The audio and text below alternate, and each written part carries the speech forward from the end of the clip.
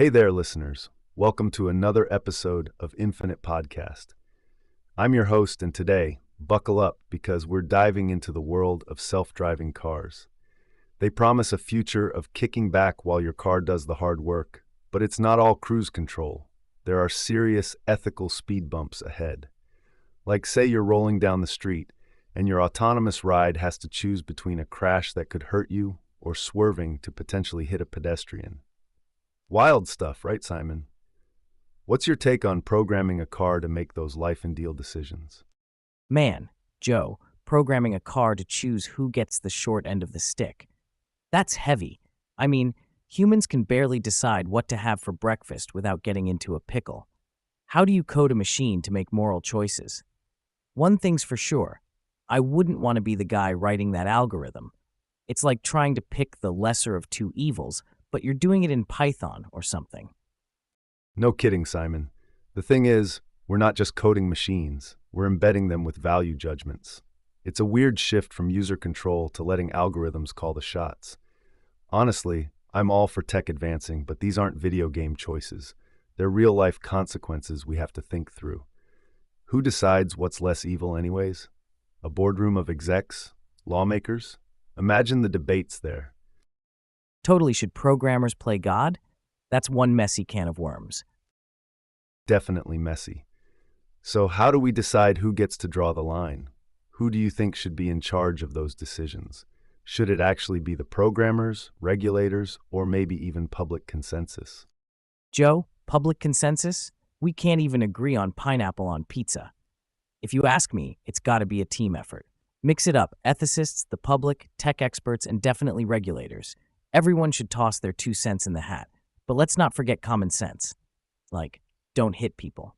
Can we all at least agree on that one? Team effort sounds nice in theory, Simon, but when everyone's responsible, sometimes no one is. Ethicists provide the moral compass. Yeah, but put too many cooks in the kitchen and you'll get a moral smoothie nobody can digest. Plus, common sense isn't so common if you ask me, because what's obvious to one person is off the wall to another. People are tricky, man, and that doesn't even change when we move over to the back seat. Common sense isn't common. You're right on that. Even if we nail down the ethics, what happens when these robo-rides cross borders with different views? A self-driving car in New York has to play by different moral rules than one in, say, Italy or Japan. It's like teaching your car to speak multiple ethical languages. Global road trip, but the car's having an identity crisis. Identity crisis, more like ethical whiplash, Simon. We can't have these cars flipping scripts at every border. It's a recipe for chaos. The tech's global, but values? They're not one size fits all. Can you imagine your car acting all polite in one country and then it's Mad Max in another? We need some kind of universal code of the road, or we'll be in for the bumpiest ride of the century. Right? Universal road rules for self-driving cars. It's like trying to agree on the toppings for a worldwide pizza. I love pepperoni, you might not. But hey, if we don't figure this out, getting in your car could be like rolling the dice in a high-stakes game of moral monopoly. One country, you're good. Next one over, oops, sorry. Our car didn't know that move was frowned upon here. We need that universal code ASAP. Total gamble without those rules. Worldwide standards the only way. For sure, Joe. Universal driving ethics or bust. Definitely, Simon. Universal rules or we're just spinning our wheels. It's like mixed martial arts.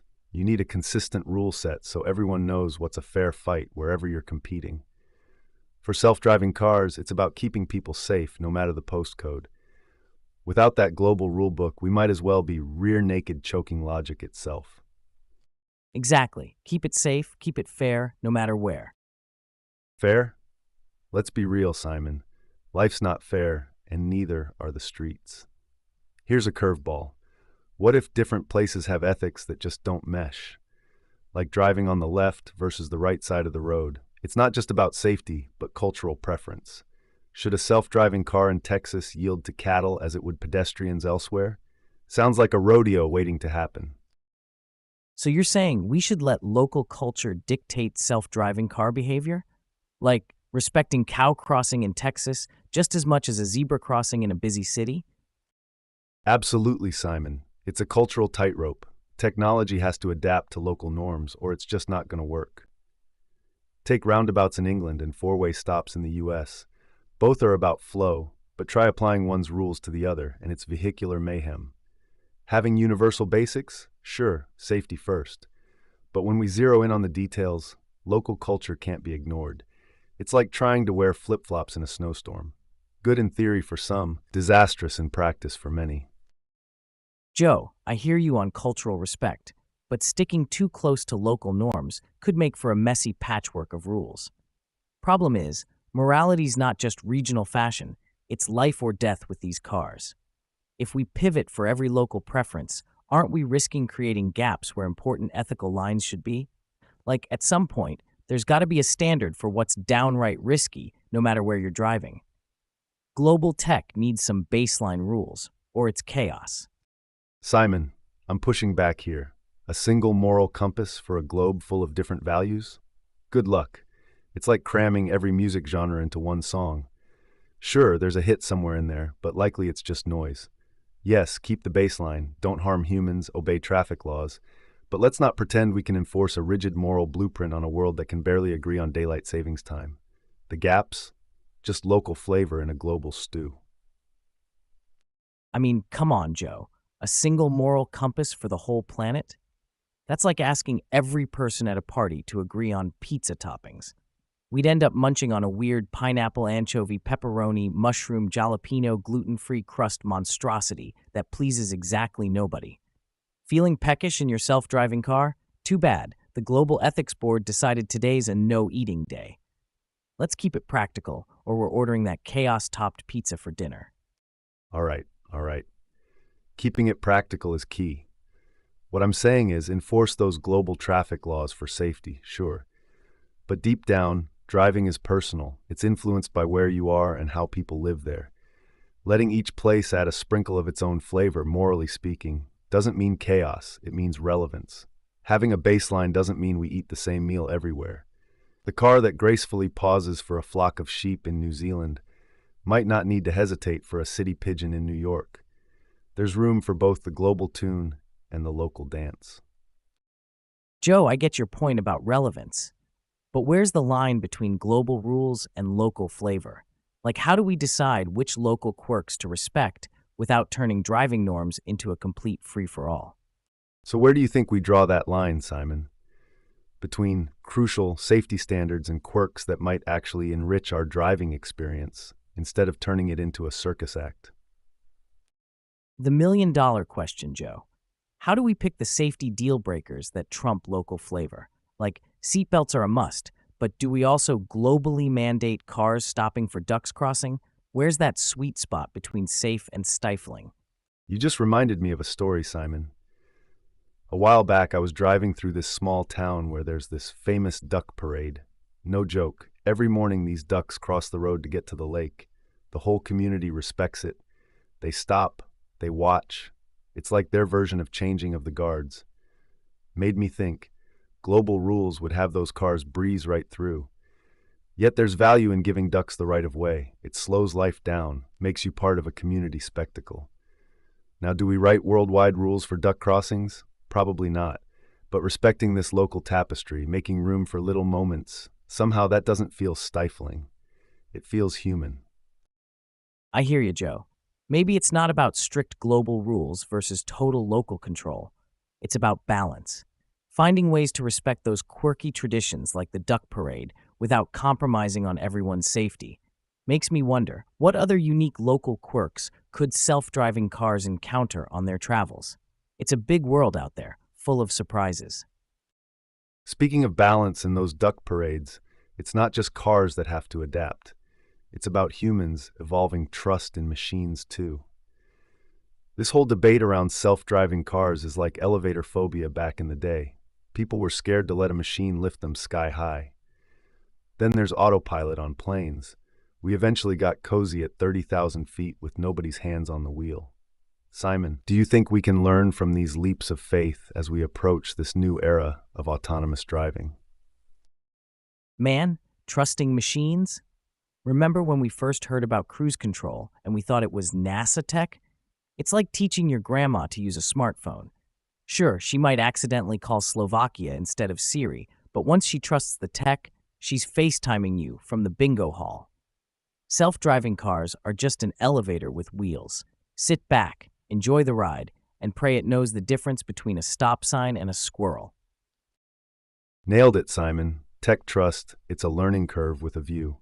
So Joe, what do you think's the key then for getting Johnny Q public from scared stiff to zooming around town hands-free without breaking a sweat?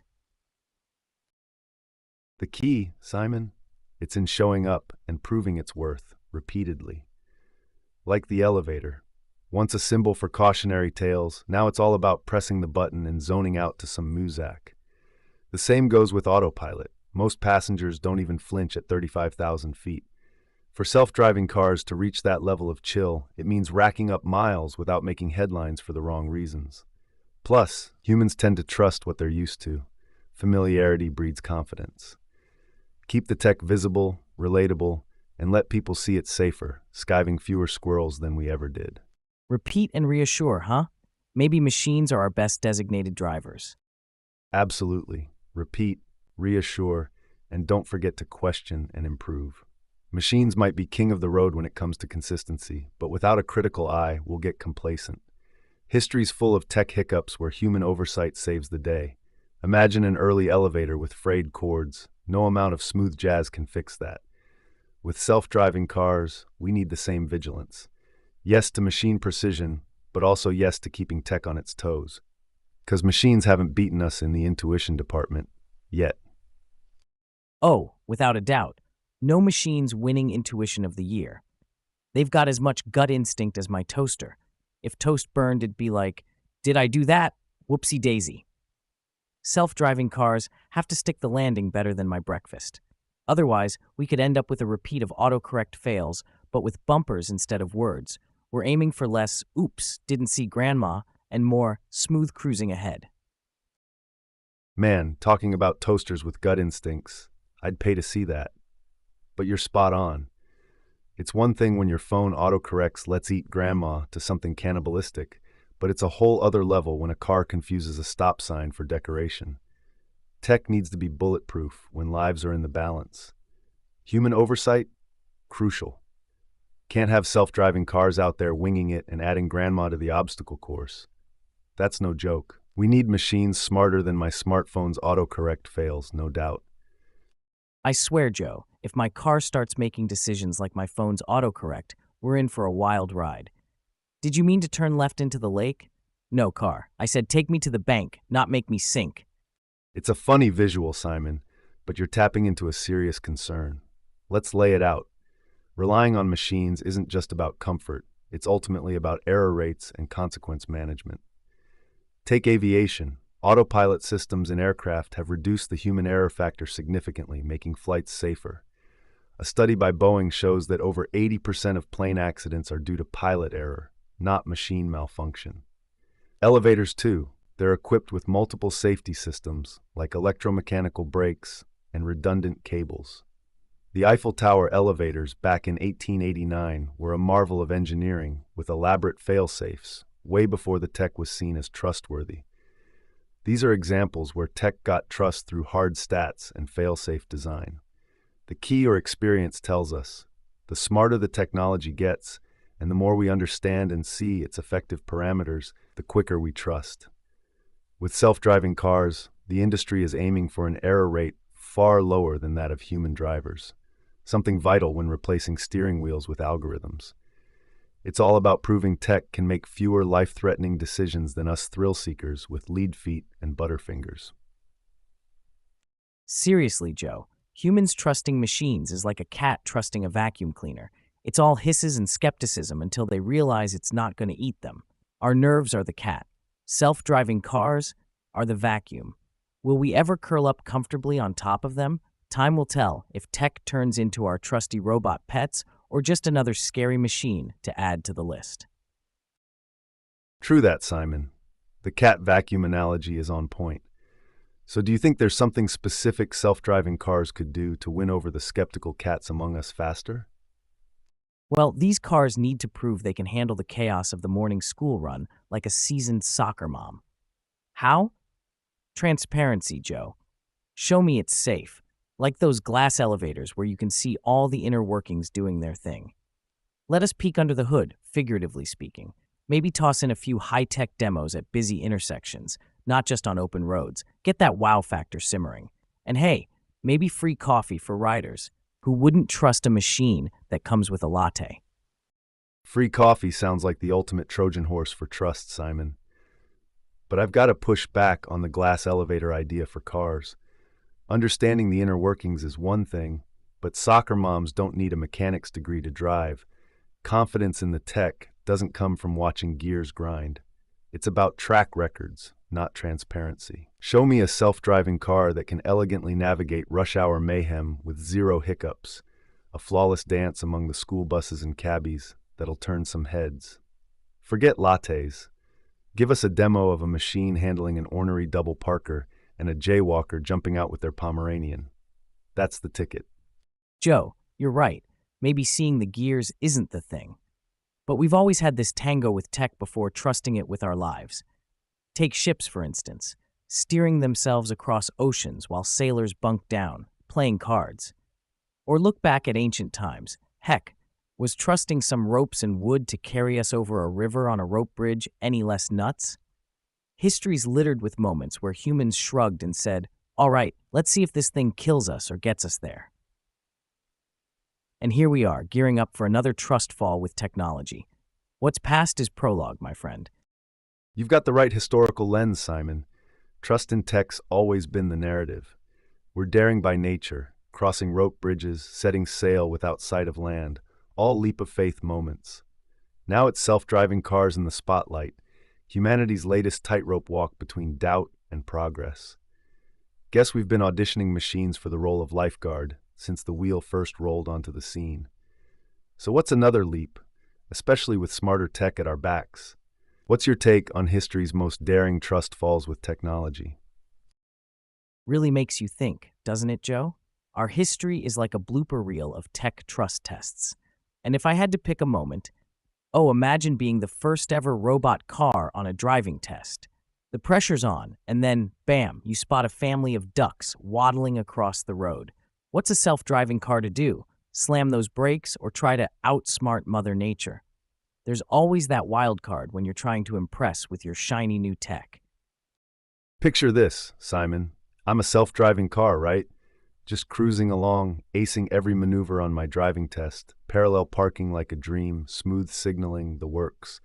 And now here come those ducks, total curveball. My sensors go wild. It's the moment of truth. Do I calculate the duck trajectory or just stop? Well, I hit the brakes. Safety first, even for our feathered friends.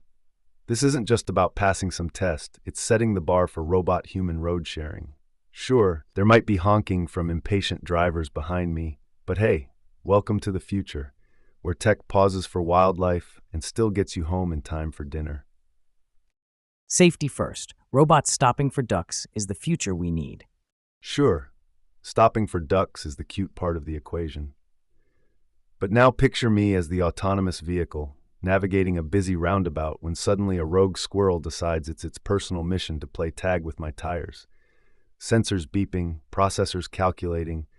There's an algorithmic ballet happening under my chassis trying to balance safety and traffic laws.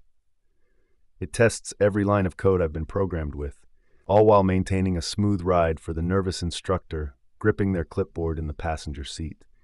It's like a high-stakes game of Frogger, except the stakes are my driving credentials and, less excitingly, the future of autonomous transportation. Welcome to the real test of robotic reflexes, Simon. Ah, the old squirrel scenario. Classic. But wait, there's more. Let's level up this simulation test. You're not just dodging squirrels. Now there's a swarm of bees enveloping a traffic light. Your camera lenses are buzzing with confusion. It's green. It's red. No, it's bee color. And then plot twist. GPS throws a fit because someone put prank signs up reading "This way to Mars" at the roundabout. Your processors are sweating bullets, or they would if they weren't silicon. Meanwhile, that clipboard-clutching instructor, she's Googling, "Can robots have panic attacks?" The future of commuting is wild, pulse-pounding, and apparently requires an understanding of interplanetary directions. Robot anxiety, that's a new one. Bees or Mars, we adapt. Wild stuff, man. Kind of like when I was a kid and we thought microwaves would give us superpowers. Now we've got cars trying not to squish squirrels and hide from bees. It's like nature's playing Mario Kart with us, tossing banana peels down and waiting to see if Robo-Racer can dodge them. And those Mars signs? That's just extraterrestrial carpools messing with GPS. Hey, at least if the robot car flunks, it can carpool with Elon to space instead.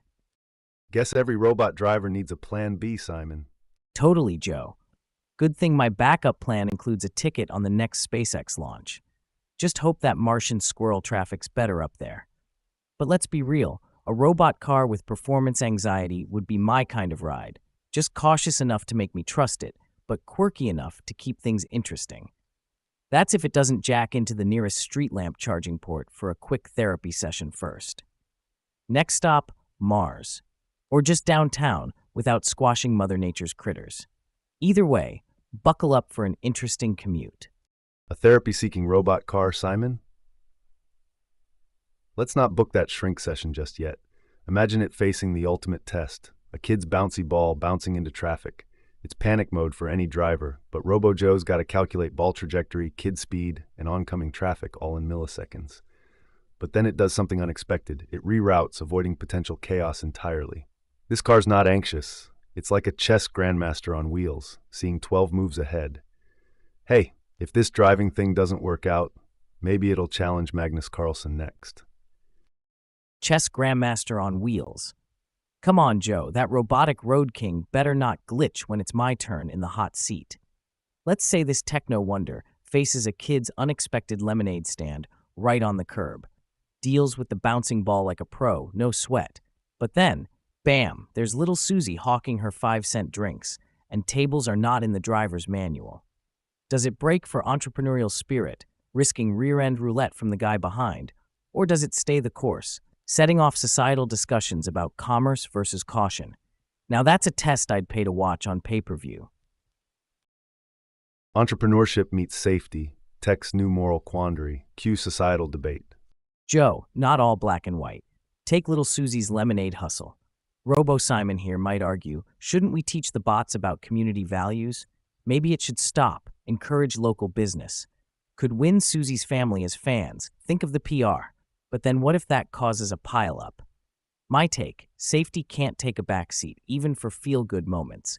As much as I champion lemonade capitalism, avoiding accidents is programming 101. Can't sip success if you're causing bumper cars out there. You make a solid point about safety, Simon. The essence here is balance.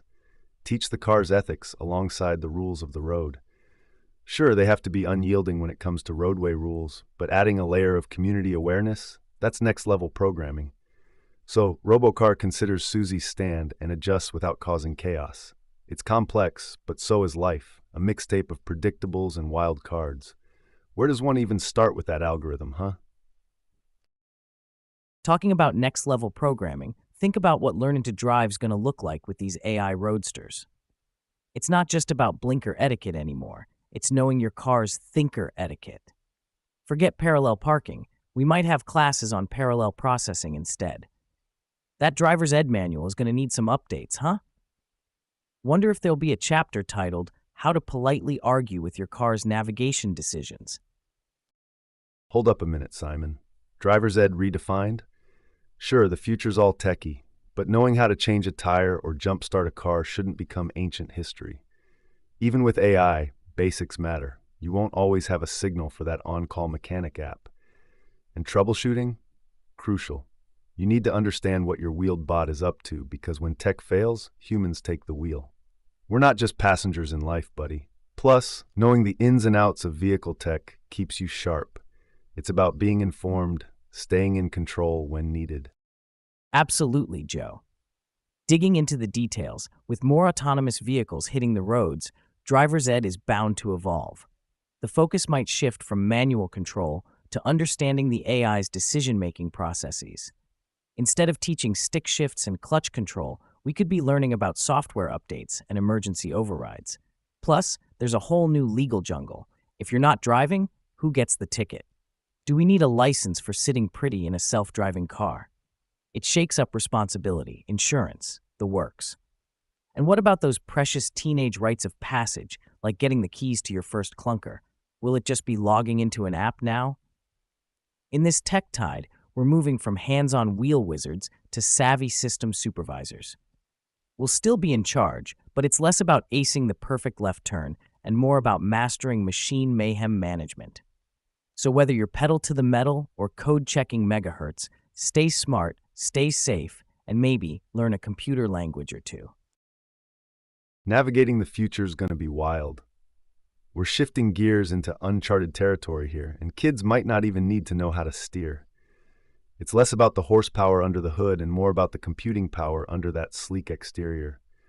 But hey, let's not forget that all this tech is just a tool, like fire or the wheel. It can cook your food or burn down your house, take you places, or run you over if you're not careful.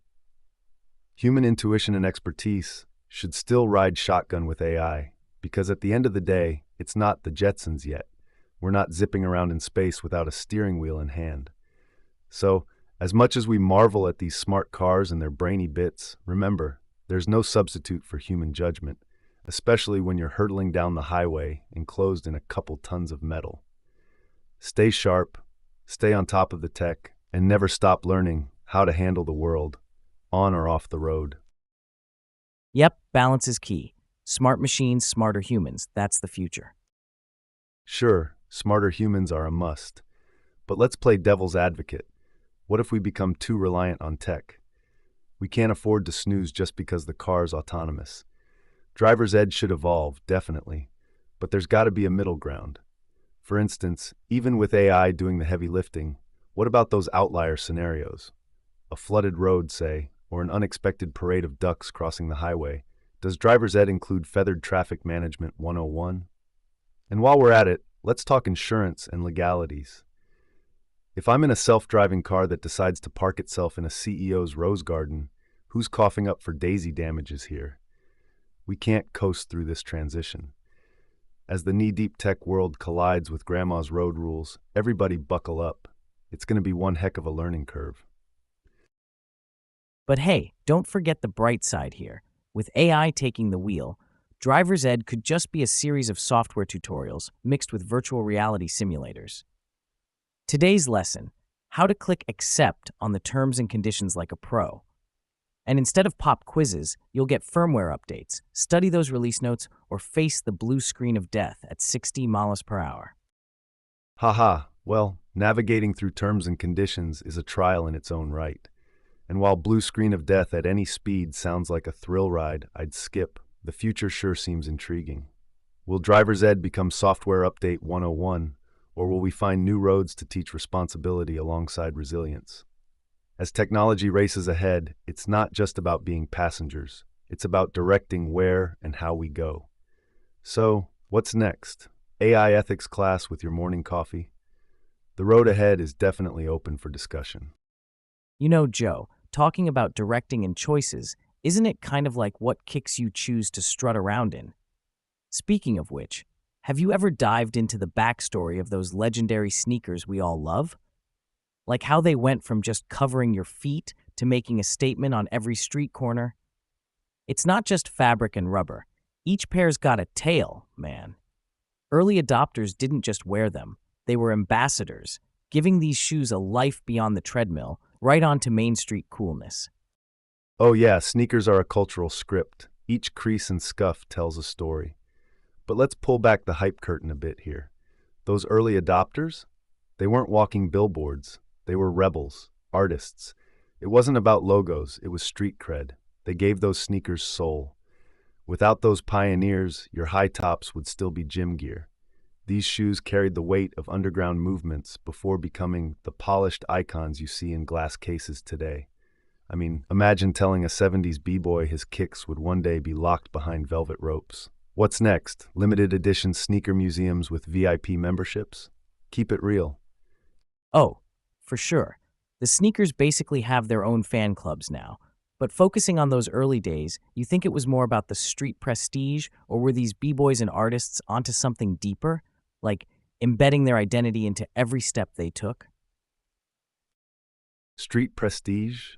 Simon, come on. It was deeper than that.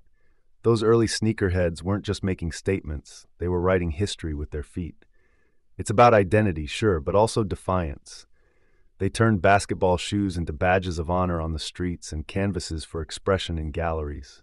The soul of those movements wasn't in some label, it was in the refusal to conform. Wearing those sneakers, you weren't just marching to your own beat, but stomping all over the status quo. Some might see a pair of old-school sneakers and think, cool retro vibe. But honestly, every scuff's like a battle scar from a time when brand names took a back seat to bold statements. That's the real kicker. For sure, Joe. Stomping all over the status quo. Love that line. But you got me wondering, how do you think sneaker culture has changed or stayed true to those grassroots as it's gone from subculture to super commercials? Is the rebellion still alive beneath all that polish and endorsement, or is it all about the brand now? Change? It's night and day, Simon. The rebellion? It's on life support. Sneaker culture was hijacked by billboards and hashtags. It left the underground for skyscraper ads. Sure, a heartbeat of that original dissidence remains somewhere in limited drops and collabs drawing from those early vibes. But let's not sugarcoat it. When your kicks are less about your story and more about whose name is on them, the plot's lost its way. The real sneaker tale isn't found in auction houses or celeb endorsements. It's echoed in the worn soles on the pavement, the dance crews still breaking in alleys, and anyone hustling to make their mark, not just wearing one. That's the legacy worthy of a true sneakerhead's respect. Absolutely, Joe. Original sneaker culture was grassroots, raw, unfiltered street beats straight from the pavement. It started with those who just wanted to break free, not cash in. True authenticity, man, that's where it's at. The spirit, it's not totally dead. The real heads know, it's not about the name slapped on your sneak, it's the miles you've walked in them. Authentic stories are in every fray, every faded color speaking volumes more than any high-res ad or celeb tweet ever could. What we're seeing today, a mix of homage and pure hype, is a battleground for the soul of sneaker culture. And while bank accounts may gloat over limited editions, sneaker legends aren't made by dropping big bucks. They're forged in the daily grind, in the non-stop hustle, in the courage to stand out. That's sneaker lore worth lacing up for. Hey, listeners just tuning in. You've joined us for a walk down memory lane.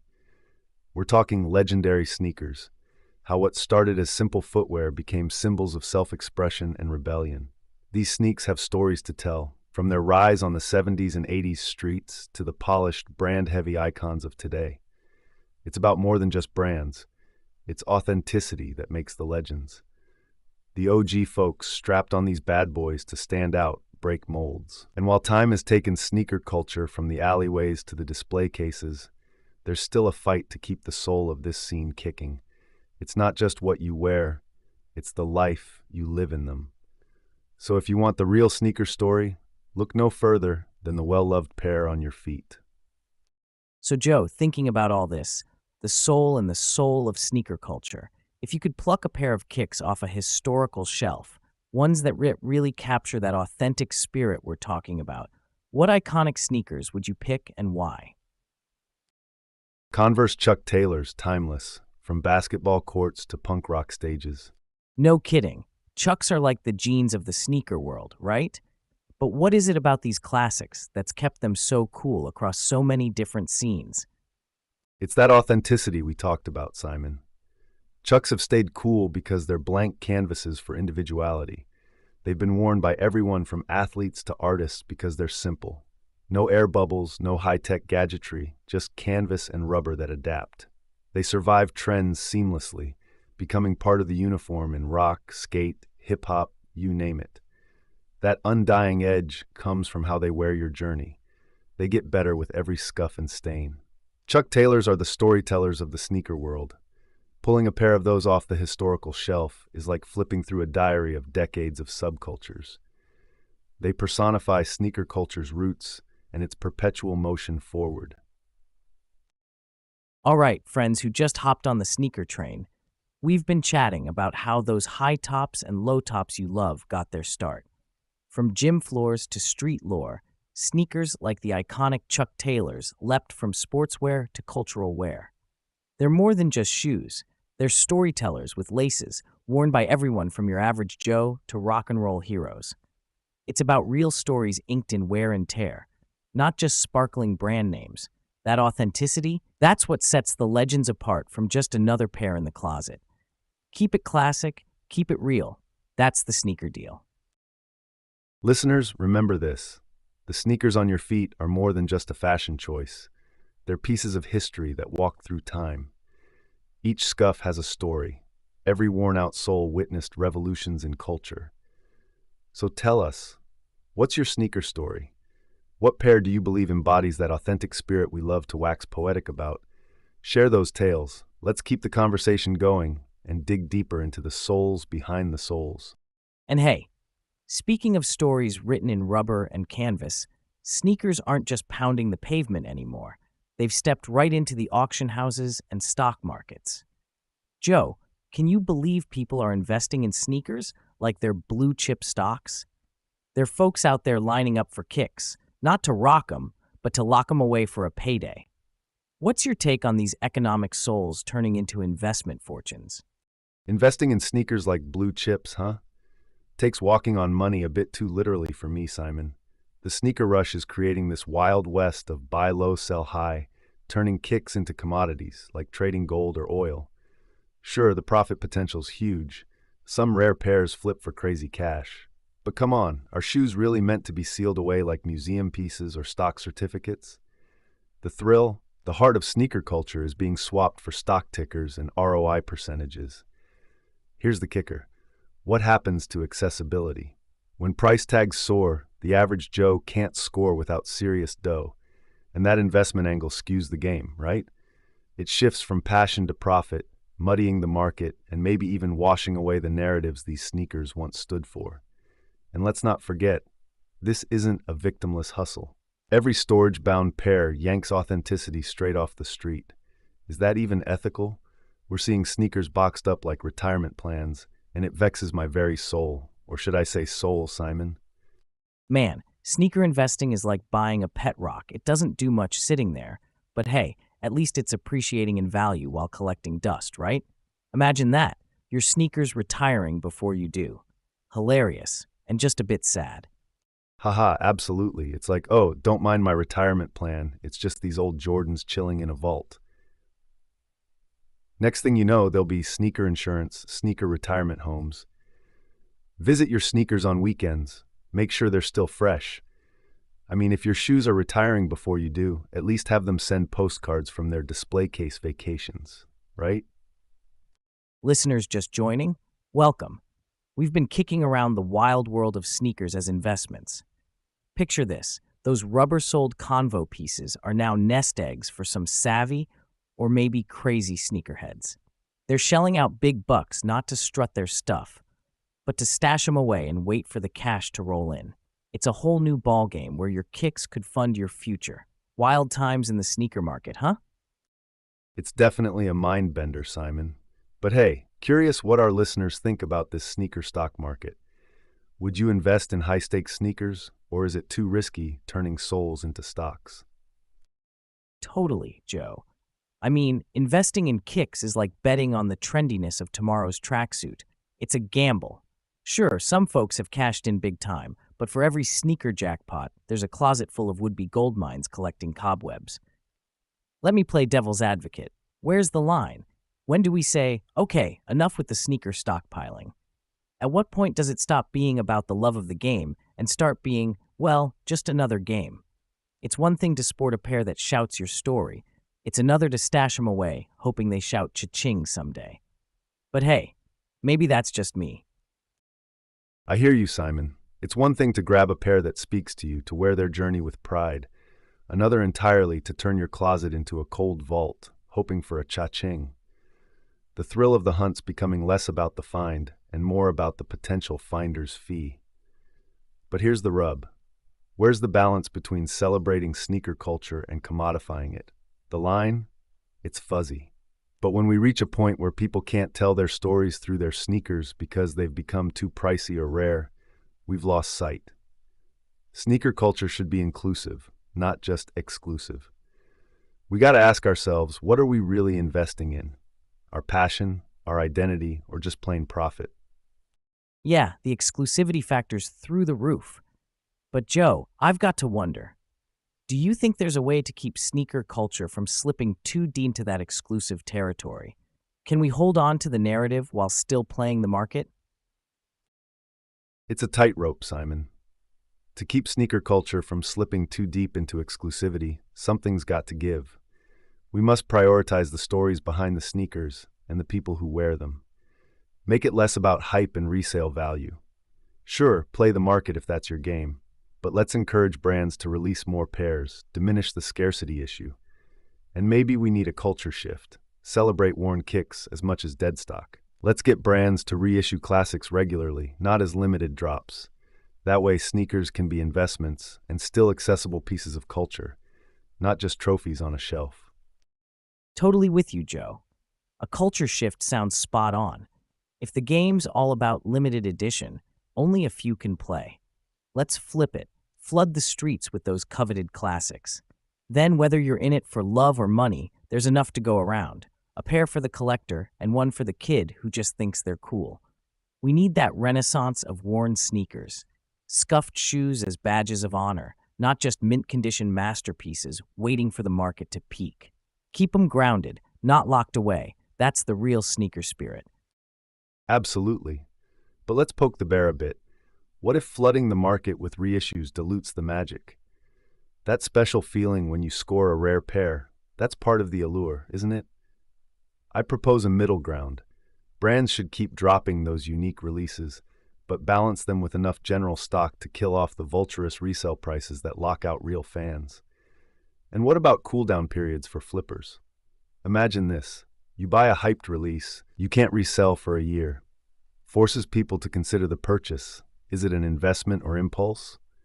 Sure, it's radical, but gotta keep the sneakers and stories circulating on the streets, not just in auction houses. Middle ground, huh? Cooldown periods for resellers might just be crazy enough to work, or it could send them straight to sneaker black markets. Talk about poking the bear, you'd have sneakerheads up in arms. But hey, maybe causing a little chaos is exactly what we need. Let's face it, the magic's great, but not if it locks out folks who actually want to wear their mythic kicks. If brands balanced it out, we'd still get the rush of nabbing something rare without having to sell a kidney for it. The market's got to be accessible, not just one massive treasure chest for a handful of pirates with deep pockets. Keep those souls on the streets, not on pedestals. Sure, keeping souls on the streets sounds noble, but let's rattle the cage a bit. This treasure chest isn't being filled by the sneaker brands alone, it's consumer-driven too. We glorify the resale culture with every sensational headline about sneaker sales records. And what about black markets? Stirring up chaos could indeed push more underground trading. With cooldowns, we might feel good for fixing one issue, but perhaps we're just creating another hustle, a backlog of styles waiting to cash in. What if we go deeper? How about educating the next wave of sneakerheads on the roots of sneaker culture? Infuse that respect for original streetwear stamina into this investment frenzy. Can we promote a sustainable collector market that values stories and wearability over the flip? But I'll throw this your way, Simon. If everyone could get their hands on those rare kicks, is that killing collectible culture or just reshuffling the deck? With everyone lacing up those rare sneakers, it could be reshuffling the deck, sure. But collectible culture doesn't need to die, it just evolves. Maybe rarity becomes about the stories we make with our sneakers, not just the scarcity. It's a marathon, not a sprint. We're witnessing the stretch where streetwear meets Wall Street. Just gotta wait and see whether the sneaker market can keep its soul in the face of all this speculation. So, what's around the corner? That's anyone's guess. And speaking of guessing, Simon, how about those times brands haven't quite hit the mark? Where we expect a sprint and they trip right out of the starting blocks. The sneaker world is not without its facepalm moments. Remember when that big-name brand messed up their own release date? Sneakerheads were camping online and outside stores, only to find out somebody had fat-fingered the calendar entry. That's street cred and digital cred taking a nosedive. Oh man, that was a total facepalm moment. So Joe, when stuff like that goes down, these epic release fails, do you think it's just a laugh-it-off situation for the brands? Or do they actually sweat these blunders? They've got to be sweating bullets, Simon.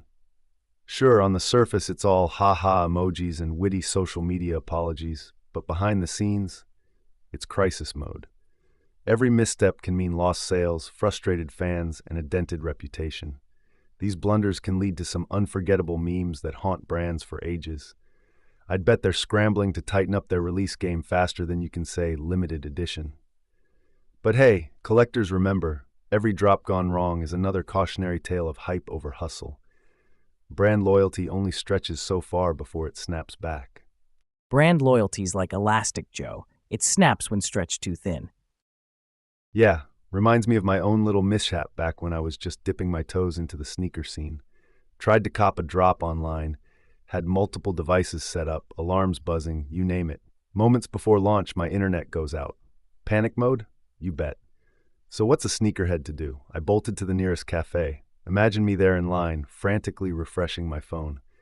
The catch?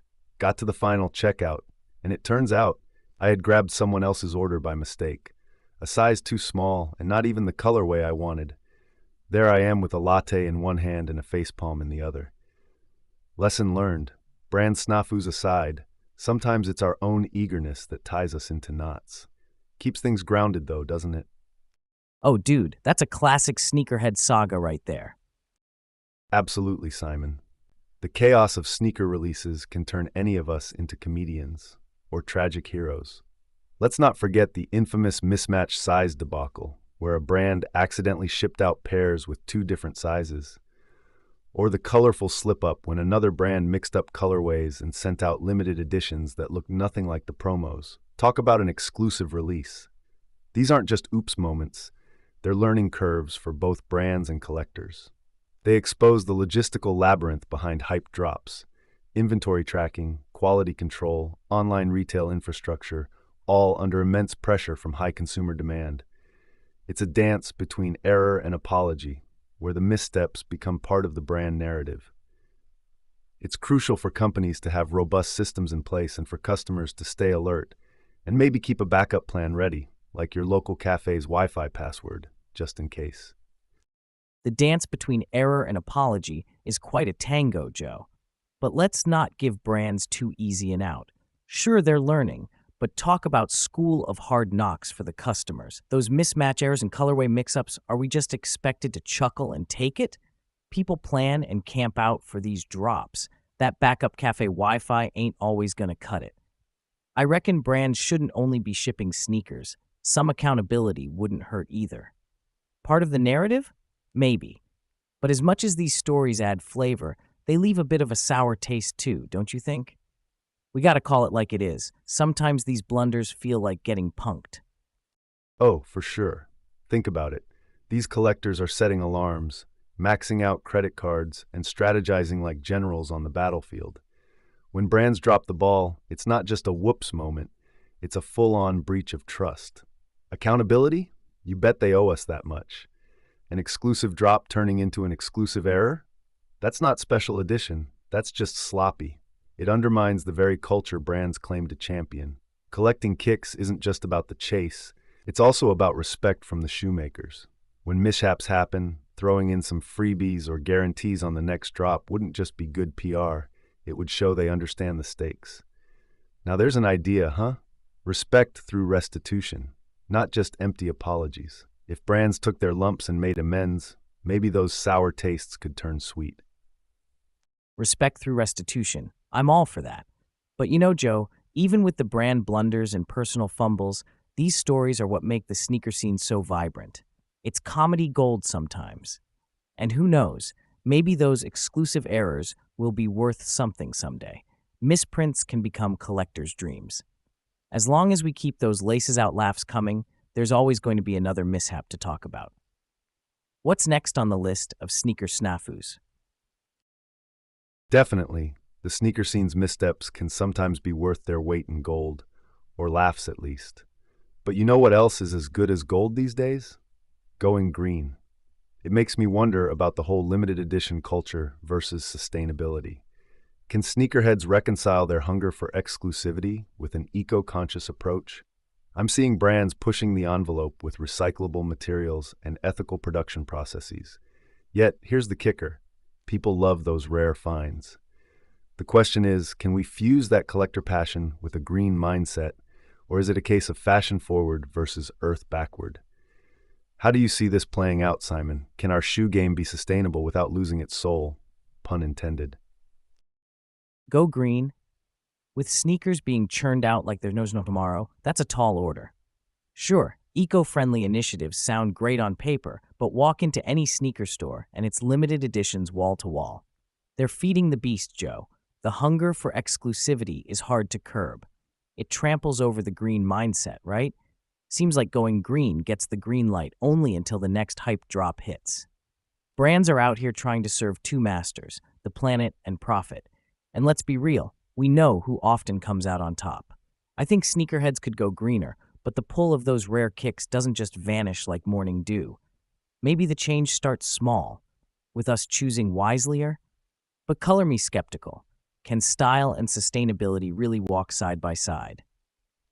Look, Simon, the heart of it is this. There's a push and pull between exclusivity and sustainability. It's like we're caught in a chokehold here.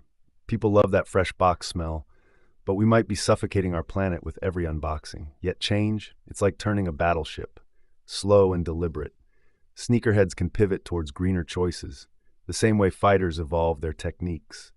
We can demand more from brands, flex consumer muscle for good.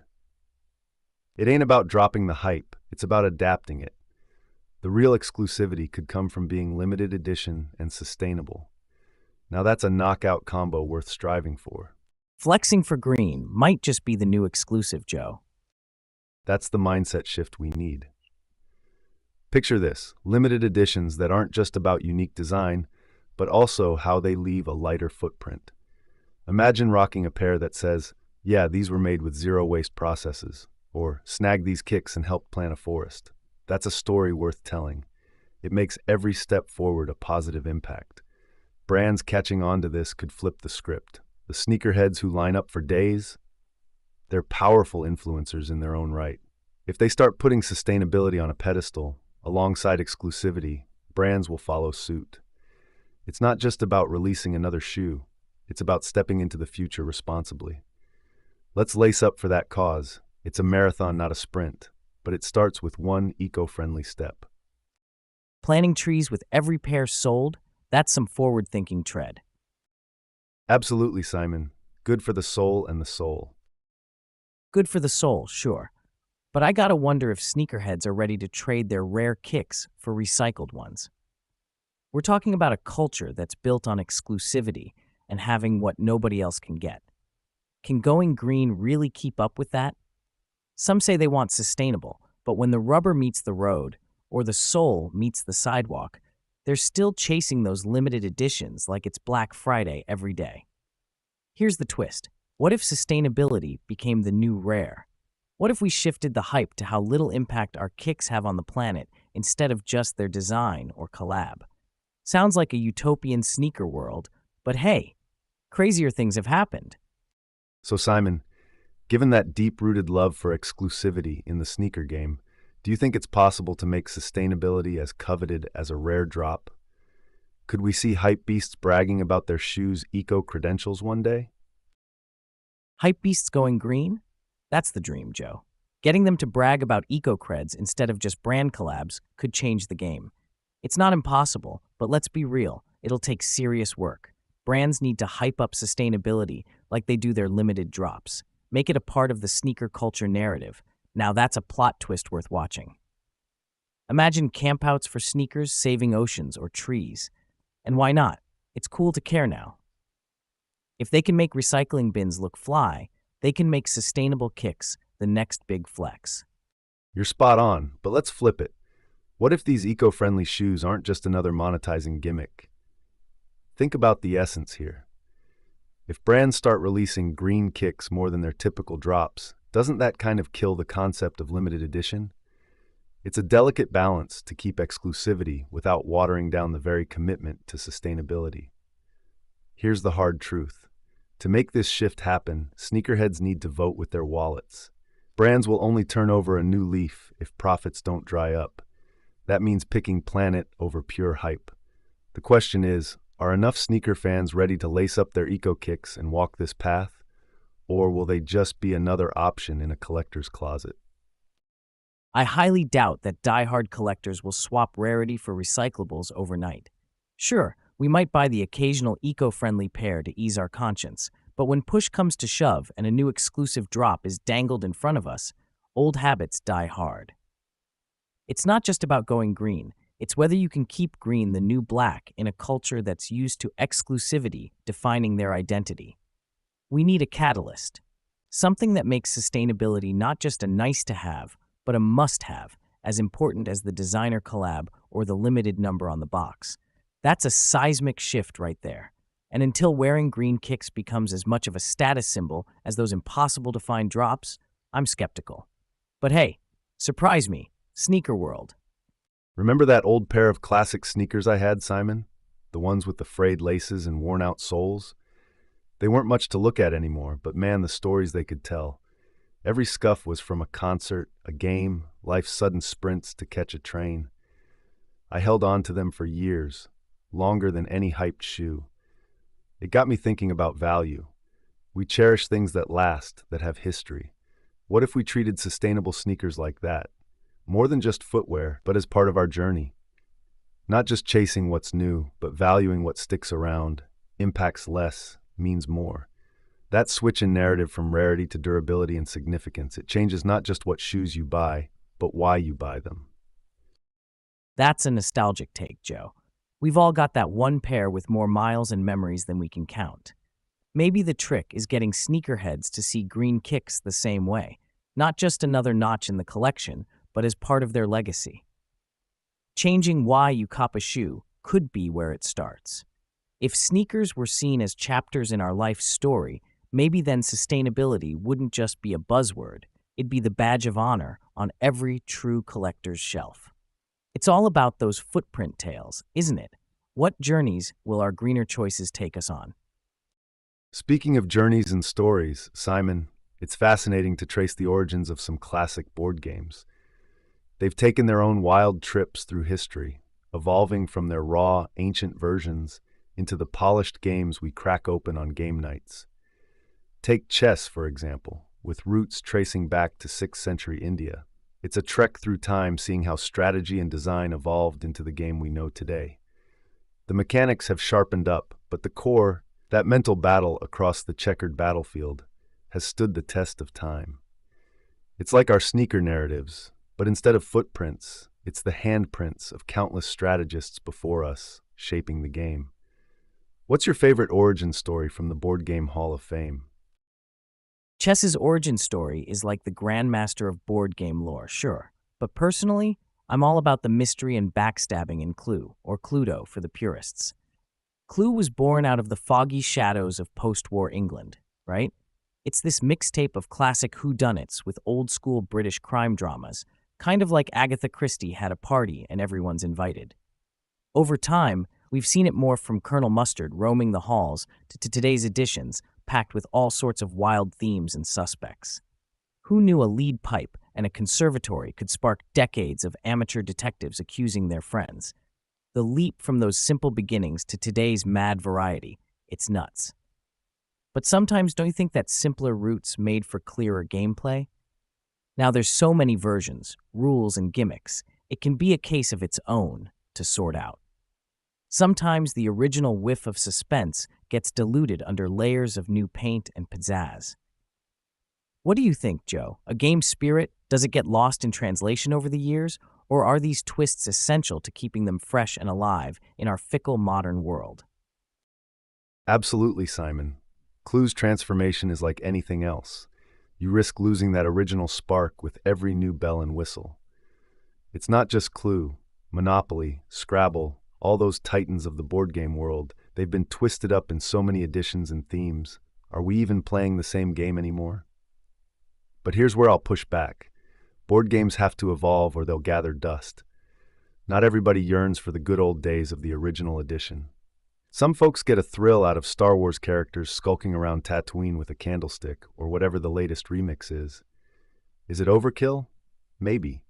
But it also keeps these games rolling off shelves and into our homes. Each iteration can be a gateway for new players.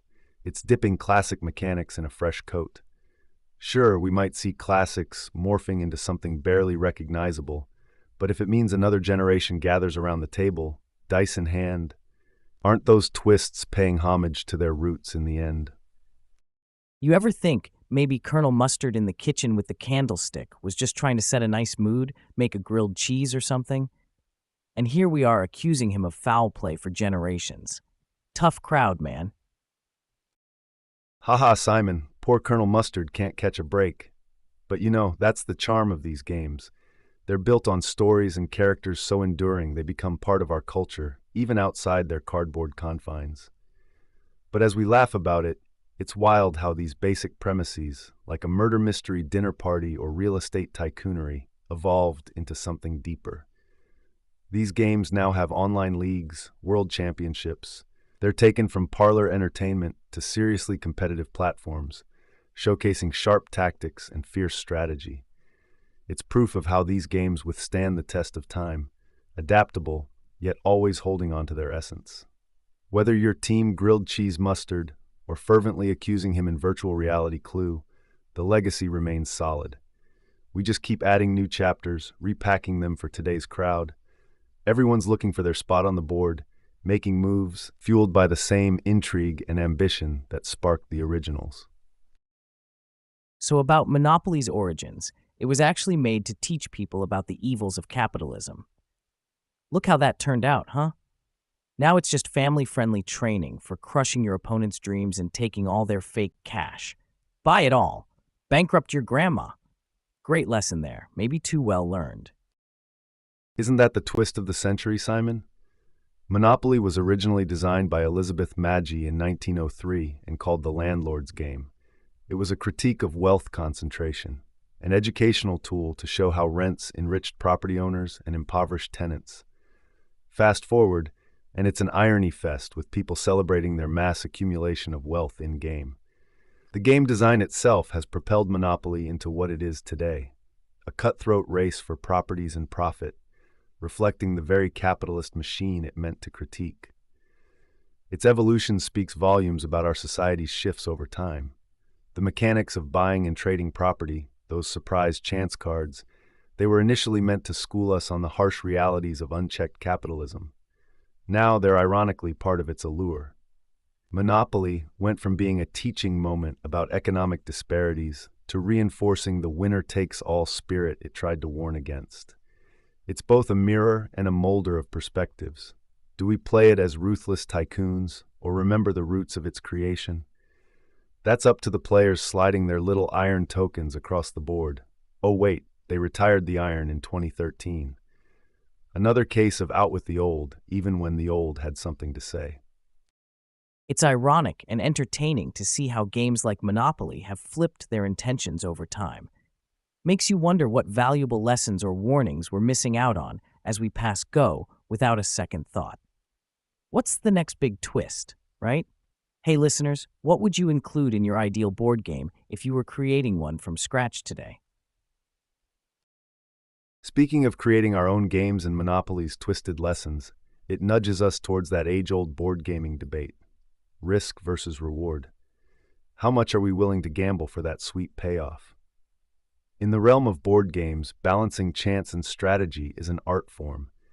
You've got games like Risk, aptly named, where you're conquering the world through tactical moves, but still at the mercy of dice rolls. The game taunts you with potential empire expansion, but one bad roll can send your game plan into a tailspin. It echoes real life, doesn't it? Every day we weigh up risks and rewards in finance, careers, relationships. Do you take that leap of faith on a shaky startup or stick with your 9 to 5?